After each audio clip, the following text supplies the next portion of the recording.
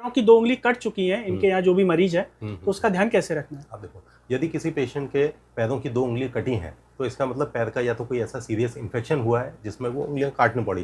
Doctor भी तभी वो उंगलियां काटने की सलाह देता है या पेशेंट भी तभी वो उंगली काटने की इजाजत देता है जब कुछ ज़्यादा बढ़ चुका हो। तो 2 उंगलियां यदि कटी हैं पैर की, तो 2 उंगलियां अगर कटी हैं तो उसमें कुछ ना कुछ इन्फेक्शन ऐसा रहा होगा।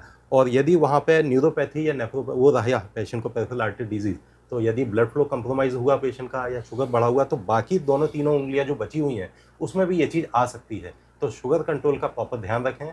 किसी भी तरह का कोई भी इन्फेक्शन बाकी तीनों उंगलियों में जब अगर दिखे तो उसको प्रॉपरली एड्रेस करें, शुगर कंट्रोल करें और पैर के घाव का ध्यान रखें, तो ये बाकी उंगलियों में नहीं आएगा। अदरवाइज कई पेशेंट्स हमारे पास ऐसे आते हैं कि पैर की एक उंगली कटी, अब धीरे धीरे कुछ टाइम ऐसा हुआ कि दूसरी उंगली भी काली पड़ गई, उसको निकलवाना पड़ा, धीरे धीरे तीसरी उंगली काली पड़ गई, उसको भी निकलवाना पड़ता है। इस तरह से पूरा पैर काटने की नौबत तक आ सकती है।